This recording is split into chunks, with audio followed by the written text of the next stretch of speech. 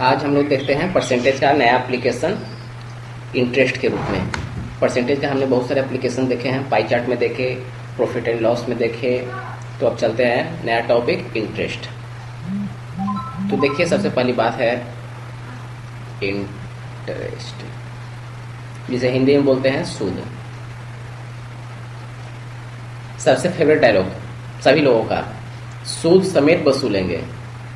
अगर किसी को कोई लोन दिए हैं, कुछ पैसे उधार दिए हैं, तो क्या बोलता है? सूद समेत वसूलेंगे। तो ये सूद क्या है? यही इंटरेस्ट है। तो आज इसका एप्लीकेशन देखेंगे। चलिए, इंटरेस्ट जो है दो प्रकार का होता है। एक होता है सिंपल इंटरेस्ट, और दूसरा होता है आपका कंपाउंड इंटरेस्ट है।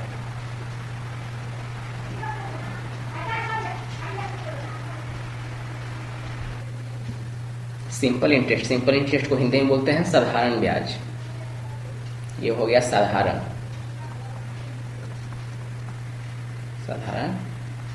ब्याज। और ये कंपाउंड इंटरेस्ट को बोलते हैं चक्रवृद्धि।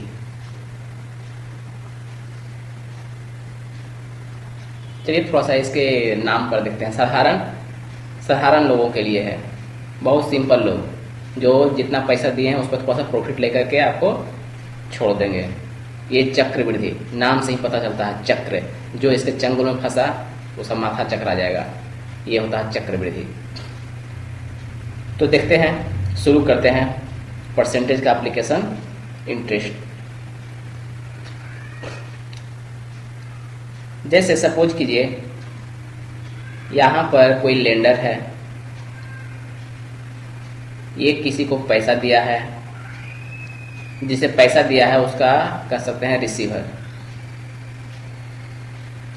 100 रुपया दिया है, 100 रुपया ये पाया, तो क्या ये 100 रुपया ही लौटाएगा? अगर 100 रुपया ही लौटाएगा तो इंटरेस्ट का मतलब कुछ नहीं। ये क्या करेगा? रिटर्न करेगा। रिटर्न किस बेसिस पर? रेट, टाइम, ये दो फैक्टर। तो जब ये दो फैक्टर आ जाते हैं, रेट और टाइम, तब आता है इंटरेस्ट। चलिए शुरू करते हैं, आगे देखते हैं। सपोज कीजिए, ये जो लेंडर है, इसे आप कह सकते हैं इनिशियल वैल्यू। अच्छा, परसेंटेज के रूप में थोड़ा देख लेते हैं। परसेंटेज में हम लोग क्या देखते थे? ये इनिशियल वैल्यू होता था, फिर कुछ परसेंटेज का एप्लीकेशन रहता था। परसेंटेज रहता था इंक्रीज और परसेंटेज डिक्रीज, और ये आपका फाइनल वैल्यू होता था। तो अगर इससे और इससे कंपेयर करते हैं तो उसमें क्या अंतर पड़ता है? सिर्फ टाइम फैक्टर का। क्या अंतर पड़ता था? टाइम फैक्टर का। तो टाइम फैक्टर अगर परसेंट में लगा देते हैं तो हमारा कॉन्सेप्ट बनता है इंटरेस्ट रेट का। इंटरेस्ट रेट में क्या क्या होता है? इनिशियल वैल्यू को प्रिंसिपल बोल सकते हैं, इसका डिनोशन होता है पी से, रेट इन परसेंटेज इसको करते हैं आर से, टाइम इन ईयर्स इसे करते हैं टी से। हमारा इंटरेस्ट का फॉर्मूला होता है interest simple equal to P cross R cross T by 100। फिर जो फाइनल वैल्यू होता है उसे आप बोल सकते हैं अमाउंट। इतने को क्या होता है? इनिशियल वैल्यू और प्लस इंटरेस्ट। अब प्रश्न ये उठता है कि हम प्रिंसिपल को क्वेश्चन में फाइंड आउट कैसे करेंगे कि यही प्रिंसिपल है। अधिकतर लोग को यही दिक्कत होता है कि हम लोग फाइंड आउट कैसे करेंगे कि यही प्रिंसिपल है। तो उसका जो ट्रिक है जो मैं बताने जा रहा हूं उसे ध्यान से देखिए। टॉपिक का नाम देते हैं how to find principal in the question.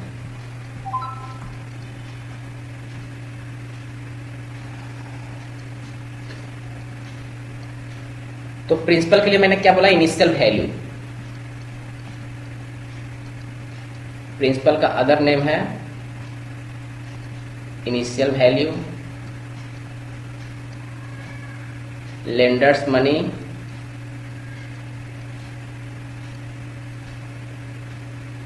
इस ढंग से ये सब वर्ड रहेगा। दूसरी बात है, क्वेश्चन में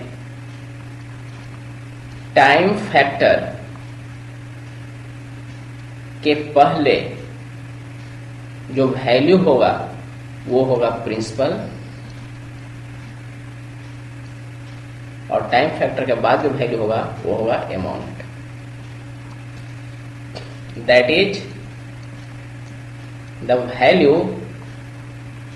बिफोर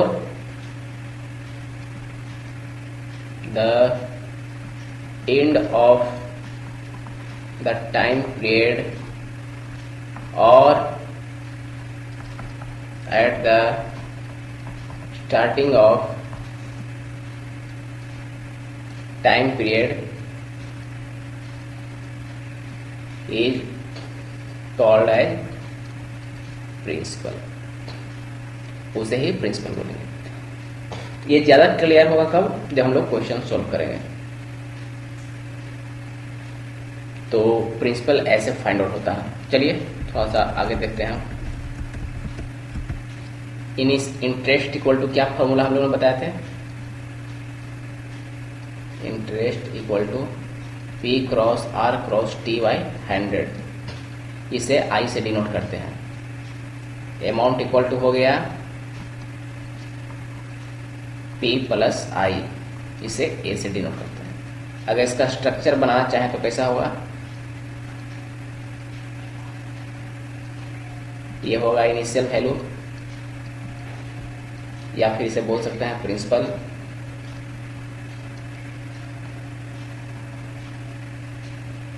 यहां पर आएगा आपका फाइनल वैल्यू,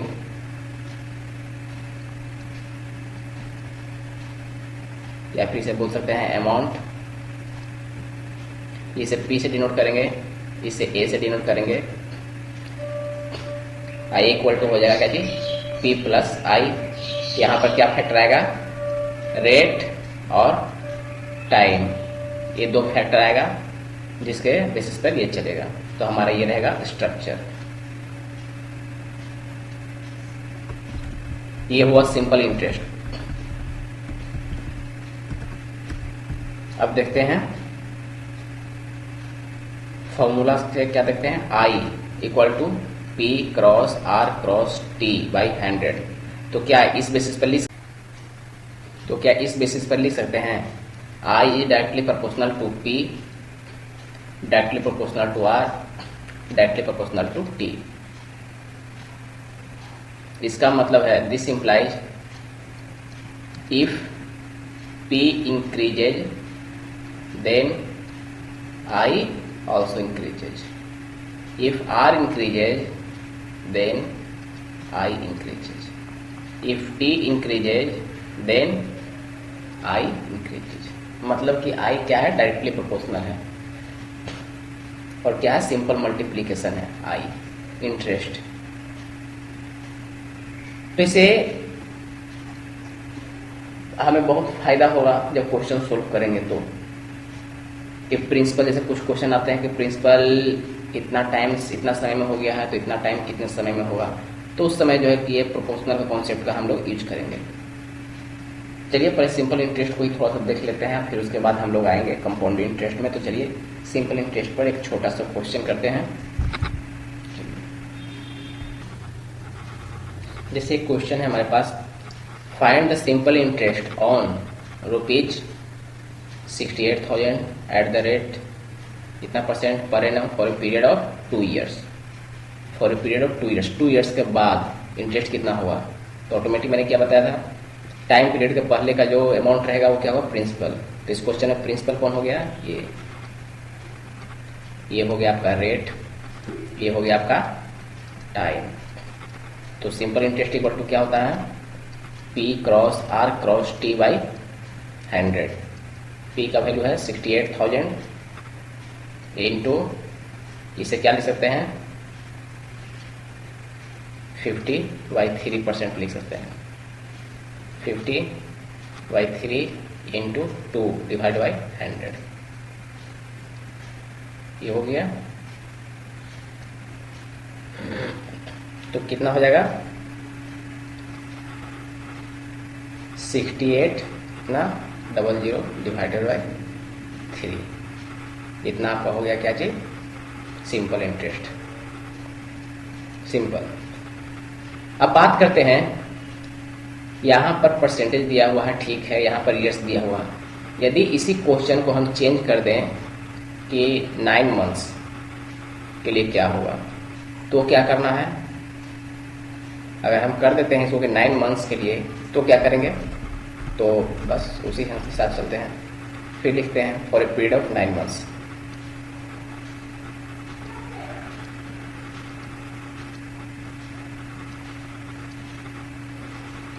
तो हमारा सिंपल इंटरेस्ट का फॉर्मूला क्या होता है, P cross R cross T by 100। इसमें T क्या है, इन ईयर्स।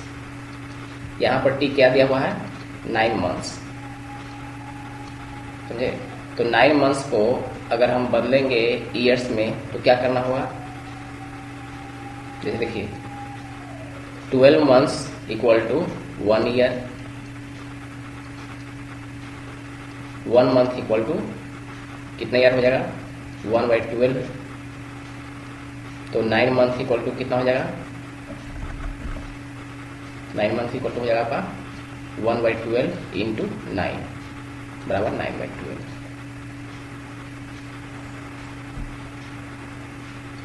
इससे क्या निष्कर्ष निकलता है, if time is in months, then to convert it in years, divide by 12। ये हो गया। इसे और जनरलाइज करते हैं, ये 12 क्या है, उसका यूनिट है ना। तो इसे in general, to convert in the standard form, we have to divide by the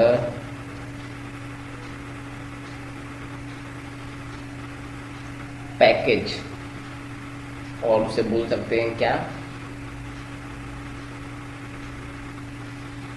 we have to divide by the package value लिखते हैं। ये बस आपको समझाने के लिए मैं लिख रहा हूँ, ऐसा कुछ नहीं। बहुत लोग जानते हैं कि इतना क्यों बता रहे हैं, लेकिन बहुत लोग ऐसे भी हैं जिन्हें मैथ से डर लगता है और वो जो है सीखना चाहते हैं, तो उन लोगों के लिए है। जो जानते हैं वो वीडियो को स्किप कर सकते हैं, कोई दिक्कत नहीं। इसमें पैकेज वैल्यू, तो पैकेज वैल्यू का मतलब क्या हो गया, जैसे यहां पर सेकंड है, सेकंड को मिनट में कन्वर्ट करते हैं,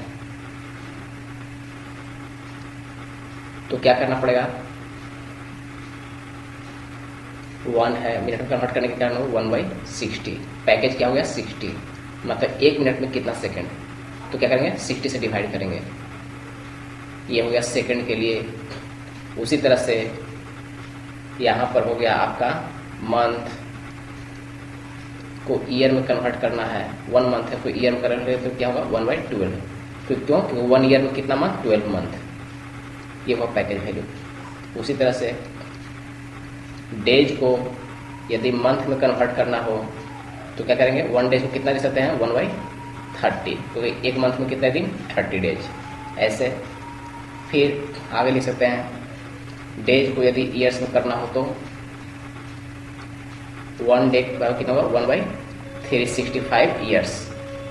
उसी तरह से आप जो है कि मिनट को आवर में करना चाहते हैं तो मिनट टू आवर, तो 1 मिनट का कितना होगा 1/60 आवर। तो ये जनरलाइज इसलिए कर दिया हूँ ताकि बहुत लोग जो फर्स्ट टाइम मैथ्स में आना चाहते हैं उनके लिए।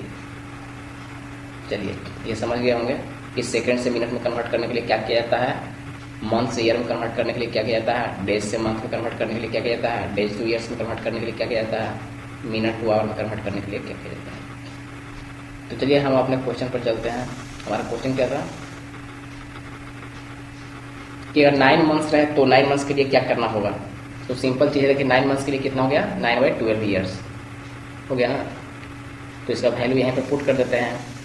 ऐसा इक्वल टू कितना हो जाएगा, 68,000 इंटू 50/3 इंटू 9/12 इंटू 1/100। 100 से डिवाइड करना ना, ये 3 हो जाएगा, 12 हो गया है, 12 से आप 3 से करें तो 4 हो जाएगा, 4 से कीजिएगा तो क्या हो जाएगा, ये आपका हो जाएगा 2, ये हो गया 25, ठीक है। 12 से 2 हो जाएगा, 2 से कीजिएगा तो कितना होगा 340। तो 340 क्रॉस 25, 340 क्रॉस 25, ये होगा क्या जी, सिंपल इंटरेस्ट। तो सिंपल इंटरेस्ट जो कैलकुलेट करने का फॉर्मूला है यही है। और इसमें मैं यही बताया हूँ कि अगर टाइम पीरियड अगर आपका मंथ्स में भी रहे, डेज में भी रहे, तो कोई अंतर नहीं पड़ने वाला। क्यों? क्योंकि उसे हमारे पास जो कॉन्सेप्ट है उसे हम कन्वर्ट कर सकते हैं मंथ्स को ईयर में। ठीक है, चलते हैं नेक्स्ट क्वेश्चन की ओर। जैसे देखिए इस क्वेश्चन में क्या लिखा हुआ है, Khan borrow some money at the rate इतना। तो देखिए बोरोज मैंने उधार लिया, इसका मतलब ये क्या है, principal. For first 2 years he borrowed the money at the rate of 9%, for the next 3 years and at the rate of 14% per annum for a period beyond 5 years. If he pays a total interest of 11,400 at the end of 9 years, how much money did he borrow? तो देखिए इसमें जो है हमें find out क्या करना है, principal. Principal को फाइंड आउट करना है। तो प्रिंसिपल को किससे डिनोट करते हैं, पी से डिनोट करते हैं। तो हमें क्या दिया हुआ है, 6% फॉर द फर्स्ट 2 years, ठीक है। तो इंटरेस्ट जो है 2 years के लिए कितना हो गया है, इक्वल टू हो जाएगा P into 6 into 2/100 equal to हो जाएगा 12P/100, ये हो गया। फिर उसके बाद देखिए नेक्स्ट टर्म क्या हुआ, 9% फॉर नेक्स्ट 3 years,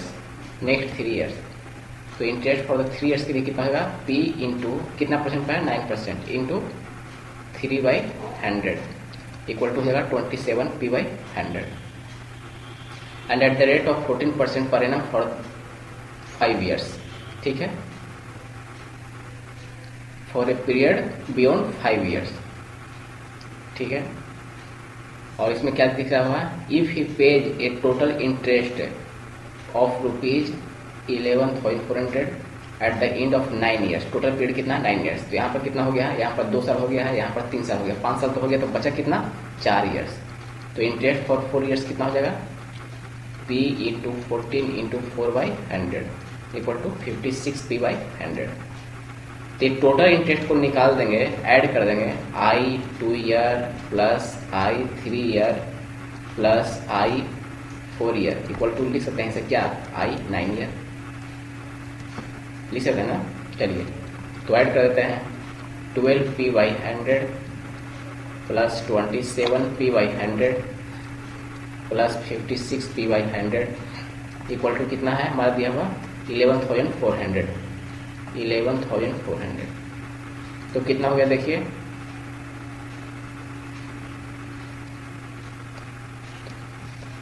ये हो गया आपका 95P/100 इक्वल टू 11,400, कितना हो गया।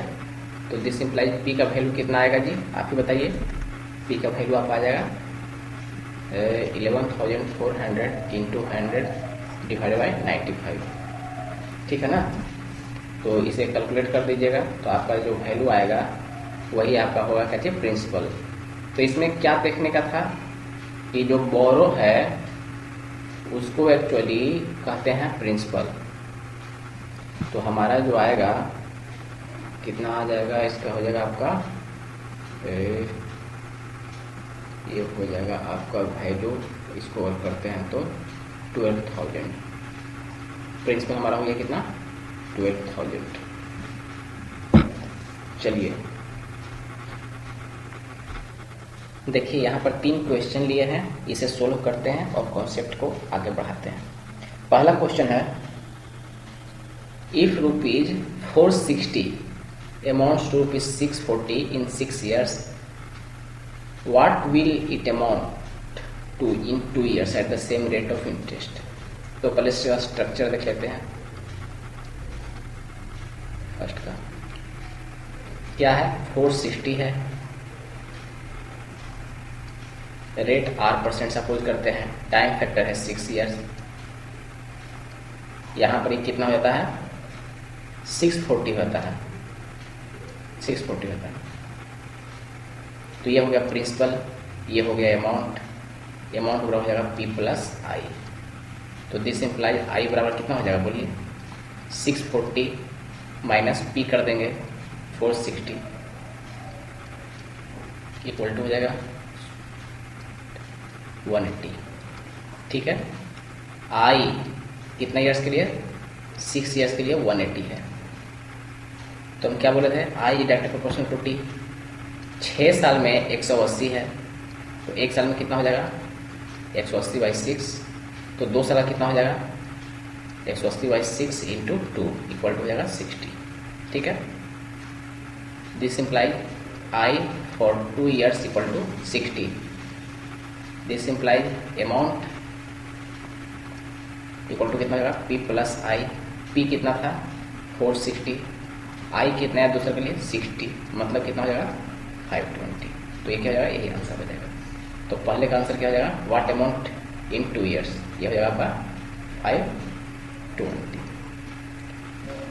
तो देखिए अभी जो मैं एक्सप्लेन कर रहा हूँ स्ट्रक्चर के साथ, डिटेल में साथ, तो ये इसलिए कर रहा हूँ ताकि जो नए हैं उनको कोई दिक्कत ना हो, और एक बार आपको अगर कॉन्सेप्ट समझ में आ जाएगा तो फिर स्ट्रक्चर बनाने की जरूरत नहीं होगी, आप डायरेक्टली क्वेश्चन को सोल्व कर सकते हैं।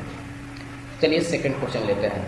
A certain sum of money amounts to 7/4 to itself in 3 years, the rate percent is. तो देखिए इस क्वेश्चन को लेते हैं और सोल्व करते हैं। तो देखिए क्वेश्चन है, इसका भी स्ट्रक्चर देखते हैं। A certain sum of money amounts to इतना, तो सर्टेन सम ऑफ मनी क्या हो गया, प्रिंसिपल। क्यों, क्योंकि अमाउंट्स टू मतलब फ्यूचर, फ्यूचर में इतना हो जाता है, तो जो इनिशियल वैल्यू किस पे क्या होगा उसको प्रिंसिपल बोलेंगे। तो इसमें क्या दिया हुआ है, ये प्रिंसिपल जो है आपका कितना होता है 7/4 हो जाता है, मतलब ये अमाउंट जो है, अमाउंट बराबर कितना हो जाएगा 7/4 P, और अमाउंट इक्वल टू क्या होता है आपका P प्लस I। तो दिस इम्प्लाइज I बराबर कितना हो जाएगा 7/4 P माइनस P, प्रिंसिपल घटा देंगे तो कितना हो जाएगा 3P/4। ये हमारा आ गया इंटरेस्ट, कितना साल में 3 ईयर्स में। तो आप ही बताइए क्या होता है हमारा I equal to P cross R cross T/100। This implies I हमारा कितना है 3P/4 equal to P cross R cross 3/100। P से P कैंसिल हो जाएगा जी, 3 से 3 कैंसिल हो जाएगा, 4 से 25। तो दिस इम्प्लाइज R बराबर कितना हो गया 25%। R बराबर कितना हो गया, ये कितना हो गया, ये 25%। तो देखिए स्ट्रक्चर बनाने से क्या है ना कि आपका कॉन्सेप्ट क्लियर है कि एक्चुअली करना क्या है, और एक बार दिमाग में बैठ जाएगा तो फिर मैं बार बार बोल रहा हूँ कि आपको दोबारा स्ट्रक्चर बनाने की जरूरत नहीं पड़ेगी। आप एग्जाम हॉल में इस प्रकार से नहीं करेंगे, थोड़ा सा प्रैक्टिस कर लीजिएगा, आपको कॉन्सेप्ट क्लियर हो जाएगा, सारा कुछ क्लियर हो जाएगा। ये हो गया। अब देखते हैं, आगे बढ़ते हैं नेक्स्ट क्वेश्चन की ओर। देखिए ये हमारा नेक्स्ट क्वेश्चन, ये मनी लेंडर लेंड्स। तो यहाँ पर क्या होगा, लेंड्स क्या हो गया, ये प्रिंसिपल हो गया, इनिशियल वैल्यू है, आपके पास कुछ रहेगा तभी ना आप दीजिएगा। तो क्या होगा principal, and collects rupees 66 at the end of 4 months. Collects rupees at the end है, तो ये क्या हो गया अमाउंट हो गया। अमाउंट इक्वल टू क्या होता है P plus I। This implies I equal to कितना हो जाएगा आप ही बताइए 66 माइनस 60, प्रिंसिपल घटा देंगे, प्रिंसिपल कितना है 60 रुपये है, तो I कितना हो गया 6 रुपये। ठीक है, eight the end of 4 months, तो 4 मंथ्स को ईयर में कन्वर्ट करेंगे तो कितना हो जाएगा आप ही बताइए 4/12, जो मैं बता चुका हूँ। तो कितना हो गया 1/3 ईयर्स।